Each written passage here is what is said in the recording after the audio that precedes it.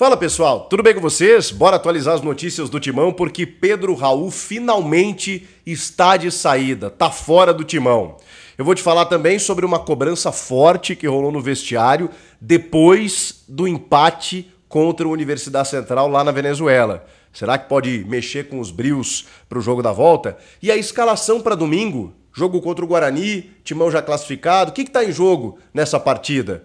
E tem alguns pendurados aí pensando no mata-mata, eu vou te detalhar tudo a partir de agora. Chega mais, eu sou o Chico Garcia, inscreva-se no canal e vamos juntos. Demorou, mas aconteceu. Pedro Raul está de malas prontas para jogar no Ceará. Sim, ele aceitou, faltava o ok do jogador, né? Vocês sabem que desde o ano passado o Corinthians meio que aceitou esse assédio junto ao Pedro Raul para levar o jogador, ele que não vem conquistando o seu espaço, aquela coisa toda, mas ele acabou recusando várias propostas, virou o ano, queria dar a volta por cima, queria se recuperar, começou até bem, né, marcando o gol contra o Bragantino no primeiro jogo e depois voltou a ser o mesmo Pedro Raul de sempre. O jogo contra a Portuguesa foi talvez o mais gritante, né, porque ele teve chances para se firmar mesmo como uma eventual alternativa no ataque do Corinthians, mas não consegue, né? Ele perde gols fáceis, ele tá com a confiança lá embaixo, a coisa realmente não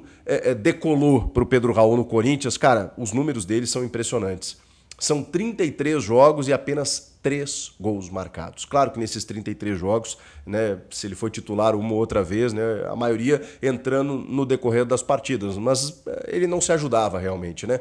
Então a comissão técnica entendeu que se viesse uma proposta interessante, poderia abrir espaço para outros jogadores, e também abrir um pouco de espaço na folha. A questão é que, obviamente, o Ceará não vai pagar o salário do Pedro Raul na sua totalidade. Mas vamos lá, eu não tenho informações aqui sobre qual é essa fatia. Mesmo que o Corinthians pague, sei lá, 500 mil e o Ceará outros 300 mil, que não é algo tão baixo assim para a equipe do Ceará, né?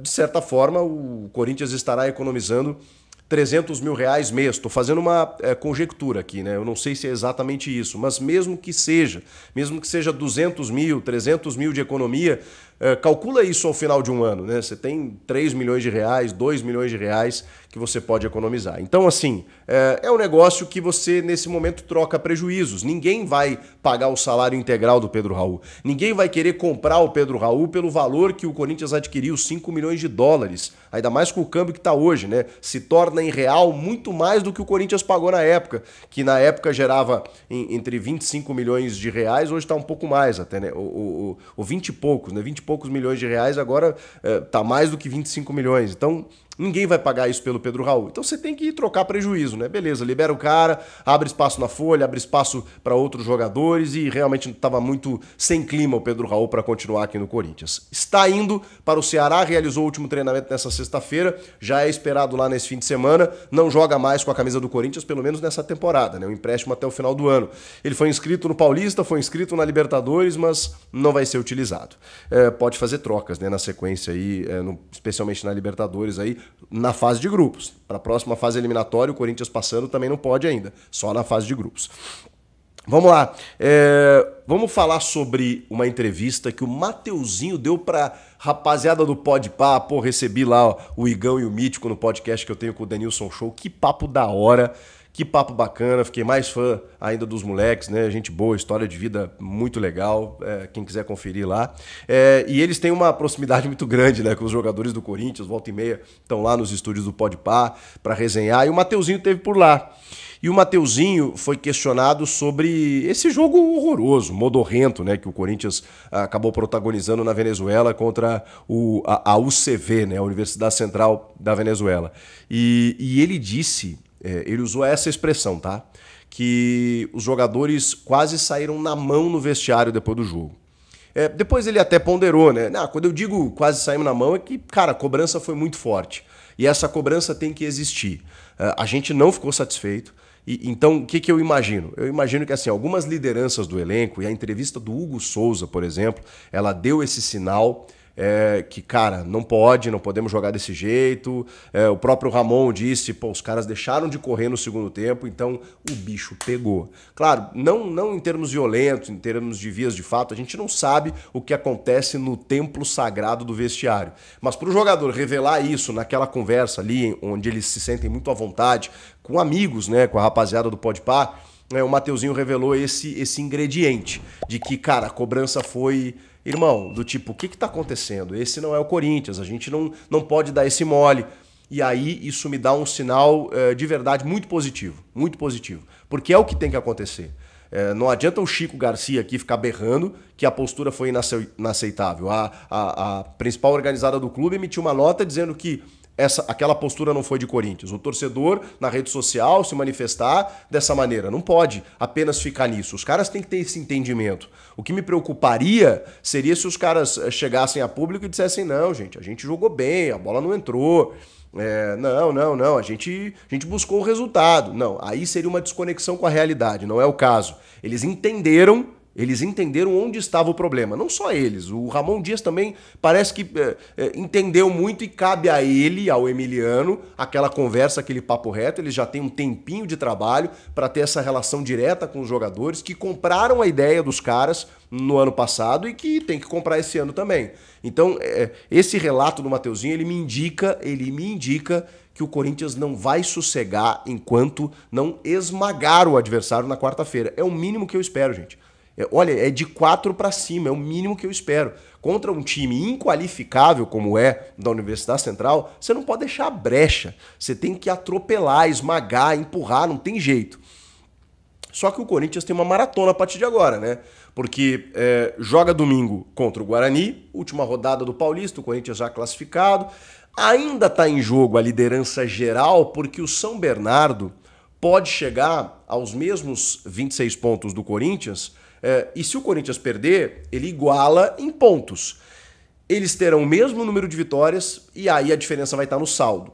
O Corinthians tem 2 a mais de saldo do que o São Bernardo. Só que, vamos lá, né? Esse saldo, ele se altera quando o São Bernardo faz um gol e o Corinthians toma um. Então, se o Corinthians perder, que é o que vai acontecer a igualdade de pontos, né? Se o Corinthians perder por um placar simples de 1-0, de 2-1, por exemplo, ele vai diminuir 1 no saldo. Se o São Bernardo vencer o seu jogo, que é o São Paulo no caso, por uma vitória simples de 1-0, de 2-1, esse saldo se iguala. Esse 2 de saldo, ele perde um aqui e perde outro aqui. Né? Perde um aqui, pum. Fica 5-5 no caso. Na verdade fica... Eu sou ruim de matemática, tá, gente? Mas esse saldo de 2 diminui na medida em que ele toma um gol e o São Bernardo faz outro, tá? Acho que é 6-6. Eu sou péssimo na conta. Meio Casagrande agora. Mas vocês entenderam, né? Aí vai para número de gols marcados. E número de gols marcados, por conta da vitória, né, nessa hipótese aqui, ela só aconteceria com a vitória do São Bernardo, ele ultrapassaria o Corinthians em número de gols marcados. Teoricamente, né? Senão a gente vai né, empurrando os critérios. Mas assim, tudo isso será resolvido se o Corinthians vencer o Guarani nessa última partida, nessa última rodada, porque aí nada do que o São Bernardo fizer vai fazer com que o São Bernardo alcance o Corinthians. E aí o Corinthians garante, com o empate já garante, né? Com o empate já garante a primeira colocação geral. E aí vai decidir na Neoquímica Arena até o final da competição, no eventual final contra o próprio São Bernardo, o Corinthians decide em casa. Contra qualquer equipe, decide em casa. Por isso que é muito importante. Só que aí, na quarta-feira, já tem o jogo de volta contra a Universidade Central. E aí é força máxima, aí é superpotência para poder vencer e golear. Só que aí no outro final de semana já é jogo das quartas de final contra o Mirassol, que pode ser no sábado ou no domingo. No sábado vai ficar apertadinho, né? No domingo vai ter um tempo maior. Só que na outra semana já tem a outra fase eliminatória, o Corinthians passando, né? E a gente espera que passe, contra um time equatoriano. Ou o Barcelona de Guayaquil, que deve ser, ou é o Nacional também do Equador. E o primeiro jogo é fora. Então, se ele jogar no domingo, ele já tem que meter marcha na segunda-feira pro Equador, terça-feira treinar lá e quarta já jogar. Se jogar no sábado, vai ser mais de boa, porque aí ele tem domingo ainda para descansar, dar uma treinada, viajar na segunda, vai ter um dia a mais de preparação. Então, tudo isso vem pela frente agora nos próximos dias para o Corinthians. Último jogo agora do Paulista na fase de grupos. Na quarta-feira, o segundo jogo contra a Universidade Central da Venezuela, pré-Libertadores. Final de semana que vem, do dia 1º ao dia 2 de março, quartas de final do Paulista contra o Mirassol. E na outra semana já começa a disputa da pré-Libertadores contra um time equatoriano. E aí depois vem, se o Corinthians avançar, semifinal de Paulista. Irmão, aí é toque de caixa, loucura. O time que vai a campo no domingo, ele é uma incógnita, né? Mas o que a gente está imaginando?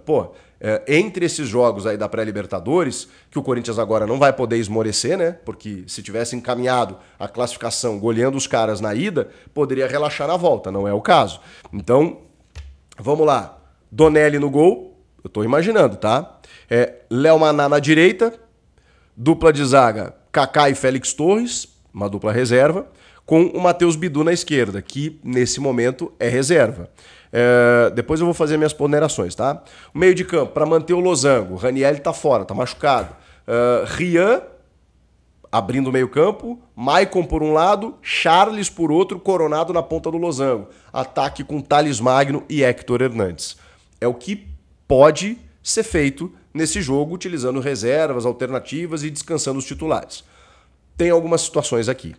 A gente está falando de alguns jogadores pendurados e que podem desfalcar o time já contra o Mirassol na primeira partida, na partida das quartas de final, que é jogo único, na Neoquímica Arena.